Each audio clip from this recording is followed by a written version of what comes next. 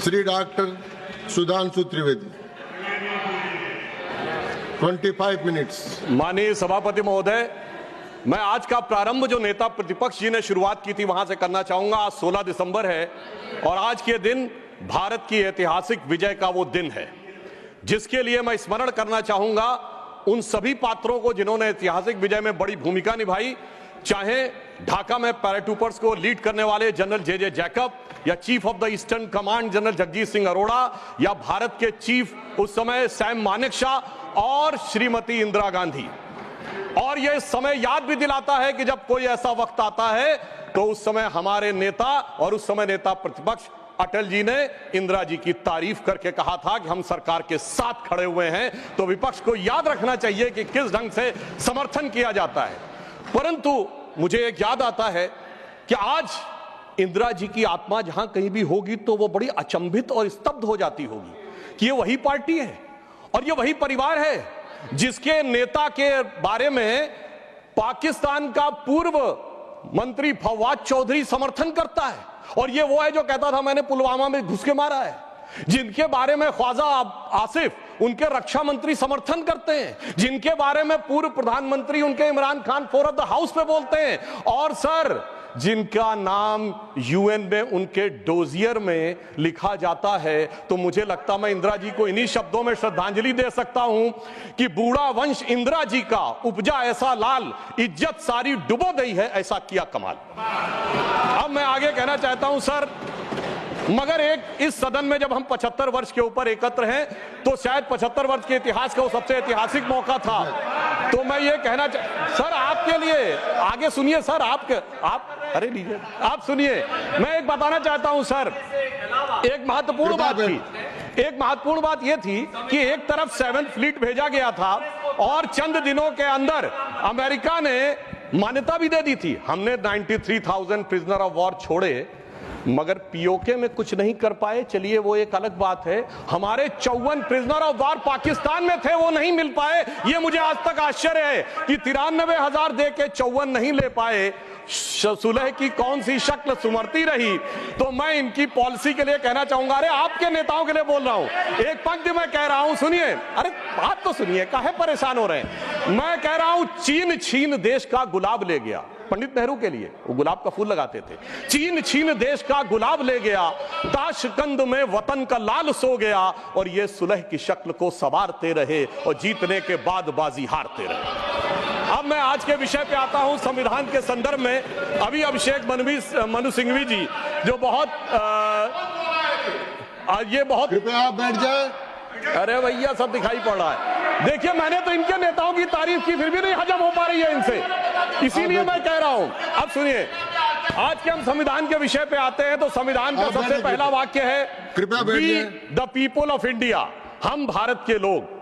सभापति महोदय, अगर हम लोग और भारत इन 3 शब्दों का अर्थ समझ लें तो संविधान निर्माताओं का मूल भाव समझा जा सकता है। मगर अफसोस सर्वाधिक भ्रम इसी विषय को लेकर किया जाता है। अभी अभिषेक मनु सिंघवी जी ने बोला और कई वक्ताओं ने बोला कि ये बात का आशंका थी कि हम सरवाइव करेंगे कि नहीं डेमोक्रेसी में, मगर हम सरवाइव करने वाली बात नहीं। मैं आज के समय में अपने विपक्षी दलों से कहता हूं, पूरे ईस्टर्न हेमिस्फीयर में उठा के देखिए, बड़े देशों में sustainable absolute and vibrant democracy सिर्फ भारत है, और जापान और ऑस्ट्रेलिया तो कॉन्स्टिट्यूशनल मोनार्की हैं। तो पूरे पूर्वी गोलार्ध में यदि देखा जाए तो absolute democracy, vibrant democracy, consistent democracy सिर्फ भारत है। और यह भी समझना चाहिए आज डेमोक्रेसी के अंडर में सर 34% पॉपुलेशन है विश्व की, जिसमें 17% अकेले हम हैं। We are the defenders of democracy in the entire world. कोई और नहीं है जिसे दूसरे नेता जाकर समझते होंगे। परंतु मैं ये भी बताना चाहता हूं, हम डेमोक्रेसी में सर्वाइव किए हैं तो ये कोई अनायास नहीं।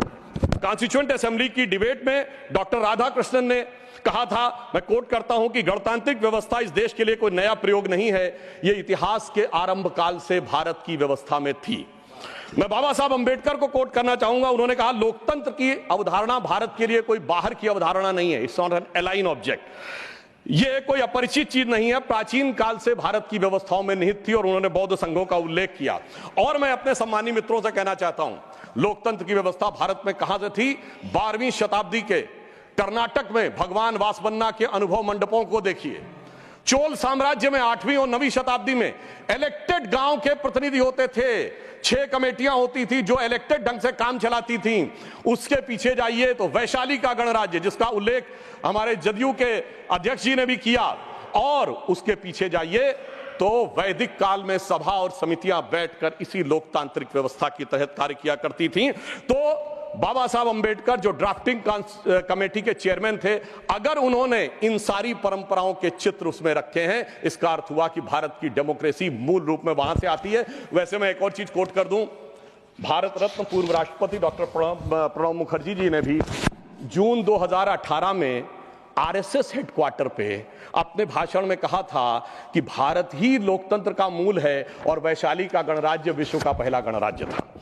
अब मैं बताना चाहता हूं कि हम भारत कैसा है, क्योंकि हमारे विरोधी लोगों को थोड़ा विदेश की बात ज्यादा समझ में आती है, तो देश क्या कहता है उससे ज्यादा समझिए विदेश क्या कहता है। और मैं सिर्फ 2 ही बड़े लोगों के नाम लूंगा। चाइना, मैं कहता हूं कोई भी जाके चेक करे, चाइना में एंशिएंट चाइनीज में भारत का नाम क्या है? ट्यान जाओ, TIANZHOU।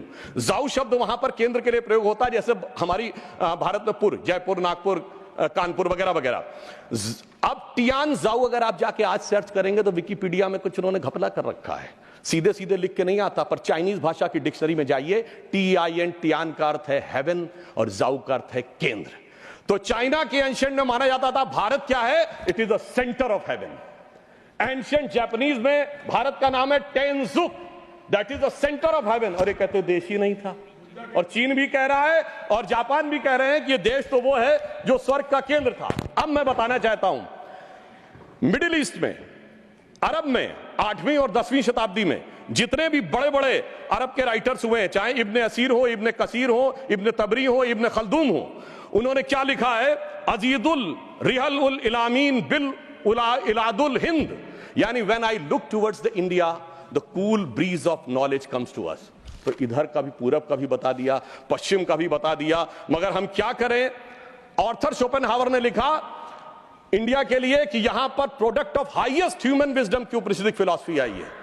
ये हमारा देश था, मगर अफसोस आज भी लोग ये कहते हैं कि जब माननीय प्रधानमंत्री जी ये कहते हैं कि Bharat is the mother of democracy, तो ये संविधान की मूल भावना के अनुरूप कहते हैं, मगर अभी भी कहीं कहीं लोगों को डिफेंडर्स ऑफ डेमोक्रेसी कहीं और से नजर आते हैं। इसलिए हमारे इस देश के लिए सभापति महोदय क्या कहा जाता था?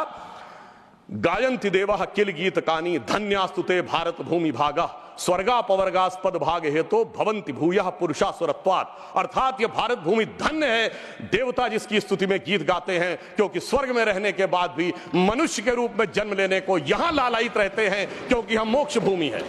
और वैसे ऑन द लाइटर नोट मैं कहना चाहूंगा, जो लोग मानते नहीं है कि भारत डेमोक्रेसी कि वो कहते हैं इंग्लैंड के मैग्ना कार्टा 1215 से आया था, वो इंग्लैंड को मानते मदर ऑफ डेमोक्रेसी। तो सभापति महोदय मैं कहना चाहूंगा कि इंग्लैंड के पूर्व प्रधानमंत्री की मदर इन लॉ हमारी इसी सदन की सदस्य हैं, तो मदर ऑफ डेमोक्रेसी ना मानो तो mother in law of democracy ही मान लेना चाहिए। अब मैं ये कहना चाहता हूं महोदय, ये देश कैसे एक था जो वी द पीपुल कहा गया है। मैं बताना चाहता हूं कि जब माननीय प्रधानमंत्री जी ने श्री राम जन्मभूमि का उद्घाटन करना था, तो उससे पहले वो दक्षिण के जिन मंदिरों में गए थे उसमें से एक तमिलनाडु का श्रीरंगम मंदिर है। उस श्रीरंगम मंदिर का महत्ता क्या है? यह माना जाता है कि अयोध्या के जो कुल देवता हैं भगवान विष्णु, वो श्रीरंगम के रूप में वहां विद्यमान हैं, क्योंकि जब उन्हें युद्ध करना था, विभीषण का राज्याभिषेक करना था, तो अपने कुल देवता को वहां स्थापित किया। समझिए, अयोध्या के वो नरेश हैं पर कुल देवता तमिलनाडु में है। देश इस प्रकार से जुड़ता है। भगवान कृष्ण ने अपना शरीर छोड़ा द्वारका में और हृदय उनका जगन्नाथपुरी में है। देश इस तरीके से जुड़ता है। इसके बावजूद लोगों को समझ में नहीं आता कि ये देश कभी जुड़ता था। तो मैं कहना चाहता हूं, आज भी कभी जब आप पूजा करते हैं तो हाथ में जब जल लेते हैं तो पंडित क्या बोलते हैं? गंगे च यमुने च गोदावरी सरस्वती नर्मदे सिंधु कावेरी जलेस्मिन् सन्निधिं कुरु। देश की सारी नदियों का स्मरण हो जाता है। इस प्रकार से देश एक संकल्प के थ्रू आकर एक प्रकार से जुड़ता है। और इसीलिए इसकी डेफिनेशन भी दी गई। अगर इंडिया दैट इज भारत कहा गया है हमारे कॉन्स्टिट्यूशन में, तो इंडिया एक ज्योग्राफिकल कॉनोटेशन है जो इंडस रिवर के इस तरफ है, तो फिर देश कैसे नहीं था। और भारत के बारे में कहा गया है उत्तरम यद समुद्र से दक्षिणम च हिमाद्री वर्षम यद भारत नाम भारतीय यस्य संतति। पूरे भारत की डेफिनेशन दी गई है जो समुद्र के उत्तर में और हिमालय के दक्षिण में है। मगर हम क्या बताएं कि अभी भी लोगों के दिमाग में वो विचार है।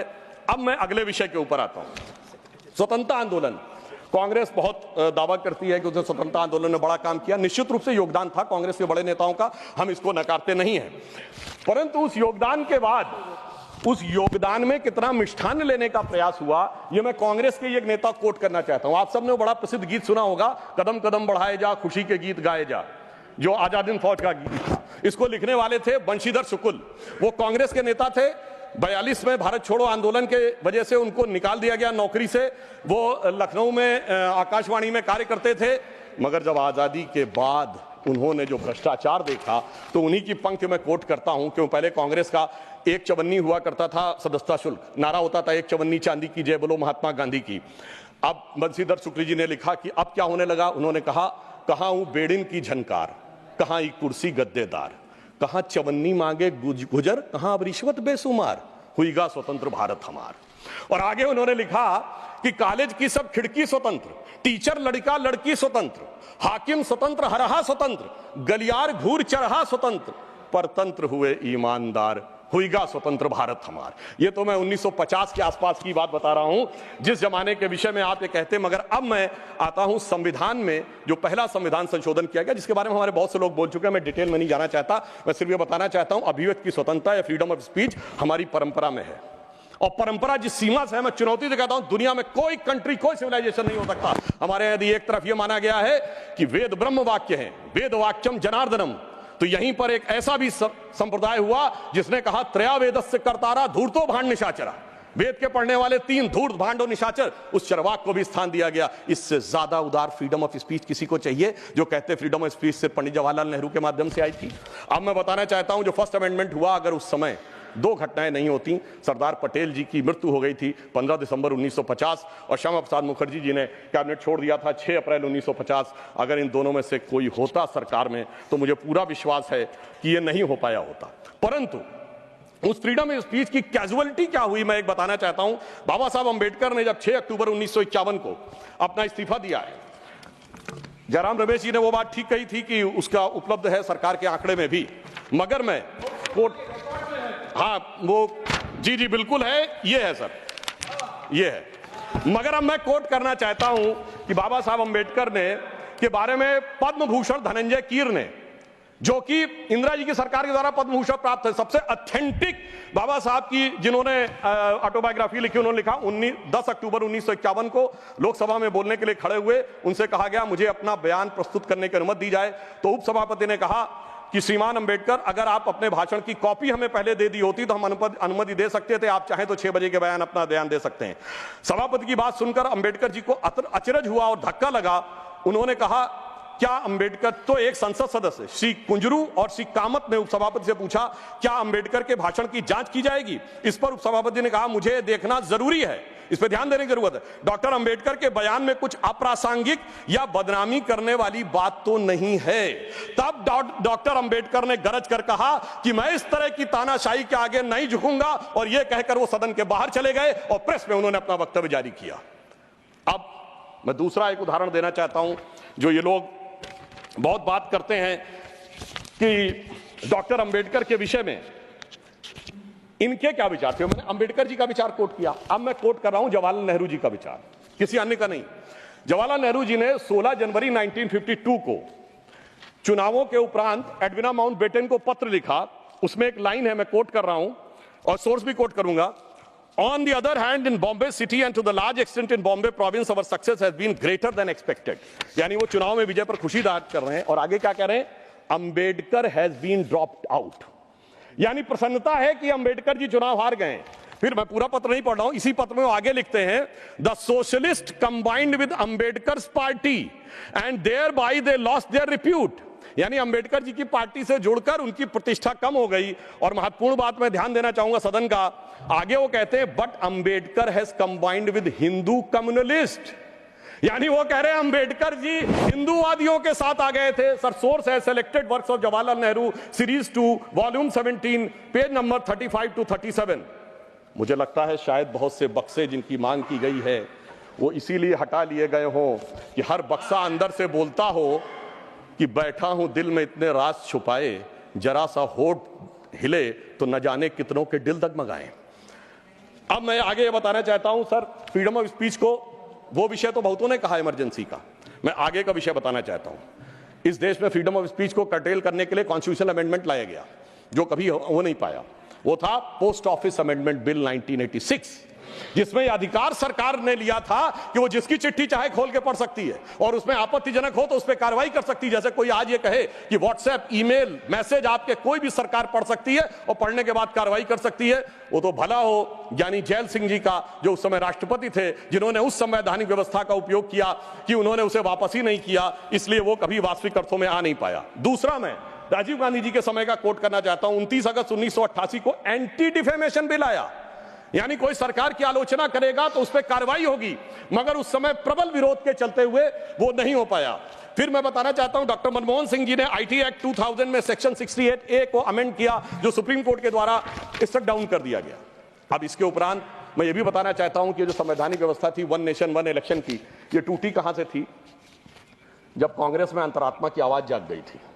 67 तक सारे इलेक्शन एक साथ होते थे, फिर एक ऐसा विचित्र हुआ कि अंतरात्मा की आवाज जागी और उस पार्टी की प्रधानमंत्री इंदिरा जी ने अपने ही पार्टी कैंडिडेट नीलम संजीव रेड्डी जी को चुनाव हरवा दिया। मुझे लगता है ऐसा विचित्र संवैधानिक उदाहरण भारत के इतिहास में देखने को नहीं मिलेगा। और मैं कहना चाहता हूं सभापति महोदय, उसके बाद इतनी अंतरात्मा की आवाज जागी कि निजलिंगप्पा, कामराज चौधरी, चरण सिंह चंद्रशेखर, मोरारजी देसाई पार्टी छोड़ दिए, 77 में देवराज अरस और बाबू जगजीवन राम पार्टी छोड़ दिए, तो फिर 90 में अर्जुन सिंह और एनडी तिवारी जी छोड़ दिए, शरद पवार छोड़ दिए, और कांग्रेस इतनी हो गई कि मुझे बचपन में याद है, मैं अटल जी की एक स्पीच सुनने गया था, उन्होंने कहा था कांग्रेस की तो आज स्थिति यह है, इतनी कांग्रेस है कि Congress R, Congress S, Congress O, Congress U, Congress मैं, कांग्रेस तू, कांग्रेस आई, कांग्रेस गई। अब मैं एक विषय में लेना चाहूंगा, वो विषय है जो कि संविधान में सर्वाधिक दुरुपयोग किया गया, वो विषय है सेकुलर। संविधान सभा में जब यह डिबेट हुई 15 नवंबर 1948 को, तो यह प्रस्ताव केटी शाह जी ने रखा कि सेकुलर शब्द इंक्लूड किया जाना चाहिए, मगर यह बात आई कि अगर सेकुलर वर्ड होगा तो माइनॉरिटी नहीं हो सकता, माइनॉरिटी होगा तो सेकुलर नहीं हो सकता, क्योंकि रिलीजियस माइनॉरिटी थियोक्रेटिक स्टेट में होती है, सेकुलर स्टेट में नहीं होती है। मगर इसके बावजूद उस विषय को आगे रखा गया और डॉक्टर अंबेडकर ने क्या कहा, मैं सिर्फ कोट करता हूं, उन्होंने कहा, mister vice president sir, I regret that I can not accept the amendment proposed by professor K T Shah and my objections are stated briefly. और वो उन्होंने आगे जाकर इस प्रकार से रिकमेंडेशन किया, यानी बहुत साफ बात थी कि उन्होंने इस शब्द को रिजेक्ट किया। मगर डेमोक्रेसी के सबसे काले दौर में, जब सारा विपक्ष जेल में था, मानवाधिकार समाप्त हो चुके थे, तब संविधान की उद्देशिका, जिसे डॉक्टर साहब अंबेडकर ने कहा था संविधान की आत्मा, उसमें चेंज किया गया। और फिर महोदय सिर्फ इतना ही नहीं रहा, जब से वो वर्ड आया उसके बाद क्या हुआ? उसके बाद तो इस देश में क्या हुआ कि पर्सनल लॉ बोर्ड आ गया। उसके बाद क्या हुआ कि एक ऐसा समय आया कि जब सुप्रीम कोर्ट और शरिया में यह लगा कि मतभेद है, तो इस देश की संसद ने सर्वोच्च न्यायालय के निर्णय को रौंद कर शाहबानो केस में शरिया को सुप्रीम कोर्ट से ऊपर कर दिया। मैं विनम्रता से कहना चाहता हूं, दुनिया के किसी सेकुलर देश में ऐसा कोई एक उदाहरण बता दें तो मैं अपना बयान वापस लेने को तैयार हूं। फिर उसके बाद उपरांत महोदय इतना ही नहीं हुआ, फिर प्लेसेस ऑफ वर्शिप एक्ट आया। वो कहता है कि 15 अगस्त 1947 के बाद कोई चेंज नहीं होगा, ठीक है, मगर महोदय फिर वक्फ बोर्ड एक्ट आया जो यह कहता है कि कोई समय सीमा नहीं रहेगी। और सूरत नगर निगम पे दावा किस बात पे है कि मुगलों के जमाने में वो सराय थी। तिरुचिरापल्ली के तिरुचुनेरी मंदिर पे इस बात पे है कि अर्काट के नवाब ने दे दिया था। यानी 200 साल 300 साल पहले के सरकारों के वो फरमान जो कि सरकारें किस हिसाब से मानती थी। फिर कम्युनल वायलेंस बिल आया। अब मैं सिर्फ संक्षेप में 10 बिंदु बोलना चाहता हूं। जो लोग आज कहते हैं इस संविधान में उन्होंने क्या किया, मदरसा बोर्ड आया, मुस्लिम पर्सनल लॉ बोर्ड, इन सबको संवैधानिक मान्यता, संवैधानिक संरक्षण प्राप्त है। 4 पत्नी रखना, ट्रिपल तलाक, हलाला, मेहरम बालिका से विवाह करना, तलाकशुदा महिला को कोई मुआवजा न देना, हज सब्सिडी, वक्फ बोर्ड। अब मैं कहना चाहता हूं मैं विनम्रता से कहना चाहता हूं कि इन लोगों ने इस कॉन्स्टिट्यूशन को सेकुलरिज्म का शिकार करते हुए इसको पार्शियली शरिया कॉन्स्टिट्यूशन बनाने का प्रयास किया। अन्यथा कोई गैर मुस्लिम देश दिखा दे कि जिसमें कि इस प्रकार की बात हुई हो, कोई सेकुलर देश, 200 देश हैं, बड़े विद्वान लोग बैठे हुए हैं वहां पर। मैं बताना चाहता हूं, कोई उदाहरण बताइएगा जिस स्टेट में सुप्रीम कोर्ट से ऊपर शरिया हो। अब मैं बताना चाहता हूं, बड़े विद्वान लोग उधर बैठे हुए हैं, मुझे कोई जरूरत नहीं है 200 में सिर्फ 4 सेकुलर देश बताइएगा, मैं अपना बयान वापस ले लूंगा जहां शरिया सर्वोच्च न्यायालय से ऊपर हो। और मैं ये भी बताना चाहता हूं, इतना ही नहीं था सर, संविधान का अपमान आप लोगों ने किया। और मैं कहना चाहता हूं, जो लोग मनुस्मृति की बात करते हैं उन्होंने इसको मौलवी स्क्रिप्ट बनाने का प्रयास किया भारत के संविधान को। यह अपने आप में शर्मनाक बात है। शर्म उस समय आनी चाहिए थी जब इस तरह के परिवर्तन कर रहे थे। और मैं एक और बात कहना चाहता हूं, सभापति महोदय, टेक्निकल बात कह रहा हूं, मेरी बात गलत लगेगी तो मैं अपने बयान वापस ले लूंगा। सुनिए सर, वक्फ बोर्ड एक्ट में मुगलों के जमाने का फरमान को कॉन्स्टिट्यूशनल मान्यता प्राप्त है। यह वो संविधान था, वो सरकारें थी जिनमें जिम्मी का कॉन्सेप्ट था, जिसमें जजिया का कॉन्सेप्ट था, जहां के बादशाह गाजी की उपाधि लेते थे, सैकड़ों लोगों को मारकर। इवन अकबर ने भी गाजी की उपाधि दी है। यदि इस प्रकार की चीजों को तो मैं कहना चाहता हूं सर, मैं पूछना चाहता हूं, जिम्मी और जजिया के फरमानों को कॉन्स्टिट्यूशनल मान्यता देना क्या शरिया को संविधान में लागू करना नहीं है? इसीलिए मैं कहना चाहता हूं, सुधांशु त्रिवेदी जी के अलावा किसी का रिकॉर्ड में नहीं जाएगा। आज मामला, सभापति महोदय, आज मामला मनुस्मृति बनाम संविधान का नहीं है। संविधान के बाबा साहब की पहचान और संविधान के ऊपर शरिया के निशान की है। और इसीलिए मैं बिल्कुल ईमानदारी से कहना चाहता हूं कि इन लोगों को सुधांशु त्रिवेदी जी के अलावा किसी का रिकॉर्ड पर नहीं जाएगा। कृपया आप शांत रहें।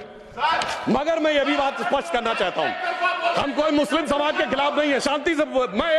अगर मुझे एक देश दिखा दीजिएगा जहां शरिया सर्वोच्च न्यायालय से ऊपर हो तब बात करिएगा। मैंने उदाहरण कोट किया। अब मैं बताना चाहता हूं महोदय, हम मुस्लिम समाज के खिलाफ नहीं है। आज ही उस्ताद जाकिर हुसैन का देहांत हुआ है, उन्हें पद्म भूषण दिया, अटल जी की सरकार ने पद्म विभूषण दिया, मोदी जी की सरकार ने 2023 में। मैं पूछना चाहता हूं, ये बताइए, आपको अब्दुल रहीम खान खाना, रस खान, मलिक मोहम्मद जायसी, अशफाक उल्लाह खान, वीर अब्दुल हमीद, डॉक्टर एपीजे अब्दुल कलाम क्यों नजर नहीं आते? आज हमारे गवर्नर आरिफ मोहम्मद खान साहब हैं। मैं चैलेंज करके कहता हूं कि पॉलिटिकल क्लास में कोई उनसे बड़ा आलिम फाजिल मुस्लिम हो जो बात करके दिखा दे, मगर ये उसे नहीं मानते। हमने डॉक्टर कलाम को राष्ट्रपति बनाया। आलम इस्लाम में बैतुल हिकमत के बाद से पिछले 700-800 सालों में उनसे बड़ा साइंसदान नहीं पैदा हुआ, पर उसको नहीं मानते। ये किसको मानते हैं? जाकिर नायक, इशरत जहां, याकूब मेनन, बुरहान वानी। इसकी वजह से सारी प्रॉब्लम है। यहां सोच कट्टरपंथी जहनियत की है। और मैं सभापति महोदय ये एक और फैक्ट कोट करना चाहता हूं। इन लोगों को बहुत वो लगता है, तो मैं फ्रीडम हाउस रिपोर्ट, वैसे फ्रीडम हाउस में बहुत से लोग इनके मित्र लोग भी हैं, उसका annual survey of political rights and civil liberties 1999-2000 वो कहता है कि दुनिया में धार्मिक मान्यता का लोकतंत्र से क्या रिश्ता है। तो वो पेज नंबर 10 और 11 पे लिखता है, there is a strong correlation between electoral democracy and Hinduism.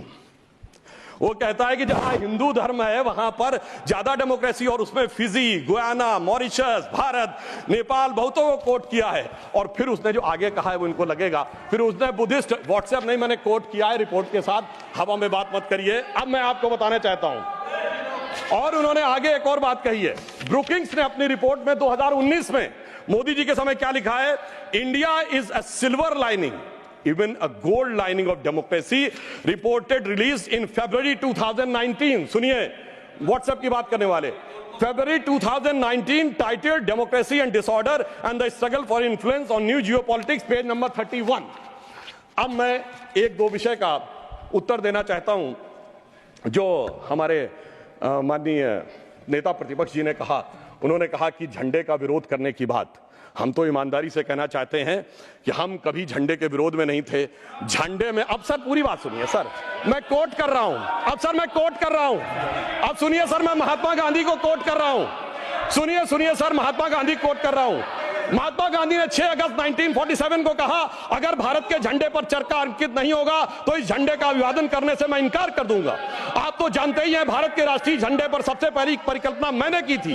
बिना चरखे के निशान के भारतीय झंडे की कल्पना नहीं है। वैसे पंडित नेहरू अन्य लोगों ने मुझे बताया है कि नए ध्वज में बना चक्र चिन्ह चरखे का प्रतीक है। कुछ लोग इसे सुदर्शन चक्र बताते हैं, मगर मैं समझता हूं क्या है सर। स्रोत है संपूर्ण गांधी वाङ्मय खंड 89 पृष्ठ 11। अब आप बताइए, आप कहेंगे कि महात्मा गांधी उनका विरोध कर रहे थे, इसलिए मैं कहना चाहता हूं महोदय, 2-3 मिनट में समाप्त कर दें। जी मैं समाप्त कर रहा हूं सर। एक बात और कहना चाहता हूं, अंगूठा कटवाने की बहुत बात कही गई। वैसे इतने अंगूठे कटे हैं पिछले 60-70 सालों में कि उन्हें एकलव्यों से पूछ लिया जाए तो समझ में आ जाएगा। मगर जो लोग बहुत ज्ञान बघाड़ते हैं, मैं उनसे पूछना चाहता हूं, किसी ने महाभारत में पढ़ा है क्या? ये मैकाले का ही थॉट पढ़े आ रहे हैं। मैं किसी के प्रति अपमान नहीं करना चाहता। 100 में 99 लोगों को यह नहीं पता कि वो किस चैप्टर में है। महाभारत के वन पर्व में है, जहां पर जब एकलव्य का वो पूरा विशेष नहीं जाता, जब द्रोणाचार्य उससे पूछते तुम अपना परिचय दो, तो कहता मैं मगध नरेश जरासंध के प्रधान सेनापति हिरण्यधनु का पुत्र Eklavya. He was the chief of the armed forces। माननीय सदस्यगण, आप ऐसे कहते हैं जैसे माननीय सदस्यगण, जो बचे हुए माननीय सदस्य बोलने वाले हैं उनको कल अवसर मिल सकेगा। आप कृपया 1-2 मिनट में समाप्त करें। जी हम समाप्त करते हैं। तो इसलिए मैं कहना चाहता हूं, जब अगर आप हकीकत में देखेंगे तो समझ में आएगा। और मैं आज प्रधानमंत्री जी को धन्यवाद देना चाहूंगा। महोदय, ये जरासंध की सेना वो थी जो उस समय भारत की सबसे शक्तिशाली सेना थी, जिसके लिए कृष्ण जी भी एक बार छोड़े थे तो रणछोड़ नाम पड़ा था।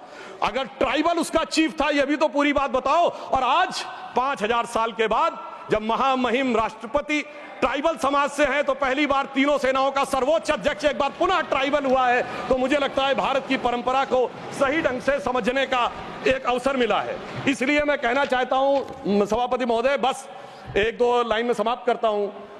अगर महाभारत ही पढ़ना है तो महर्षि वेदव्यास की दृष्टि से पढ़ो, विदुर की दृष्टि से पढ़ो, शकुनी की दृष्टि से पढ़ोगे, भाइयों को लड़ाने वाले शकुनी की दृष्टि से, तो यही नजर आएगा। मगर क्या बताएं सभापति महोदय, ये भाइयों में लड़ाने वाले शकुनी, भाइयों में लड़ाने वाले मंथरा की मनोवृत्ति इतनी व्याप्त हो गई है देश में कि आज इस देश को, और मैं एक पॉइंट और कहना चाहता हूं सर, कमिटेड जुडिशरी की तो बहुत बात की गई, पर इस देश में एक ऐसा उदाहरण भी हुआ है जब एक जज कांग्रेस का नेता रहने के बाद जज हो गया।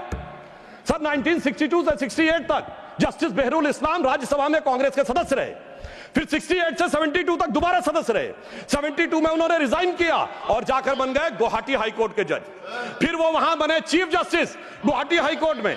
उसके बाद महोदय उन्होंने रिजाइन किया और बरपेटा से कांग्रेस का टिकट मिला। अब वो टिकट इलेक्शन काउंटरमांड हो गया। 84 में फिर राज्यसभा के सदस्य बन गए। अरे भाई, इस्तीफे के बाद आप बहुत कहेंगे कि जो राज्यसभा में आए कांग्रेस के नेता सांसद रहने के बाद, और उन्हें सुप्रीम कोर्ट का जज 8 महीने के गैप के बाद बनाया गया। मुझे लगता संविधान का इससे बड़ा अपमान नहीं हो सकता था जो हमें देखने को मिला। और अंत में सभापति महोदय, मैं सिर्फ यह कहना चाहूंगा एक पंक्ति में कि भारत की लोगों के बारे में एक विचार करिए। कुंभ का मेला होने जा रहा है, जो दुनिया का सबसे बड़ा ऑर्गेनाइजेशन है, और ये किस साइंटिफिक आधार पे होता है? जुपिटर के 12 साल के सर्किल पे। अरे उन्हें तो 200-300 साल पहले जुपिटर के सर्किल का नहीं पता था, हम हजारों साल से आ रहे हैं। मगर क्या बताएं महोदय, जिनकी सोच ही देश के लिए अलग है। तो मैं अंत में कहना चाहूंगा, उनके लिए हम लोग कभी एक गीत गाते थे जब हमारी सरकार नहीं थी, उगा सूर्य कैसा कहो मुक्ति का ये, उजाला करोड़ों घरों में न पहुंचा। तो मैं उनके लिए कहना चाहता हूं, न संयम व्यवस्था न एकात्मता है, भरी है अभी तक मनों में गुलामी, वही राग अंग्रेजियत का पुराना, सुनाते बड़े लोग नामी गिरामी, प्रजातंत्र की धार उतनी गगन से मगर निर्जन सागरों तक न पहुंचा, उगा सूर्य कैसा कहो मुक्ति का ये। अंत में मैं एक पंक्ति कहकर समाप्त करता हूं। सर, इन्होंने जितना भी विभाजन क्रिएट करने का प्रयास करें, पर हम उस सिद्धांत को मानते हैं कि जाति, वर्ग और प्रांत भेद के भ्रम को दूर भगाता है।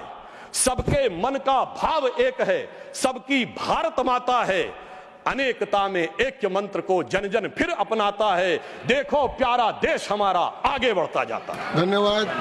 The house stands adjourned to meet at 11 AM on Tuesday, the 17th December 2024। धन्यवाद।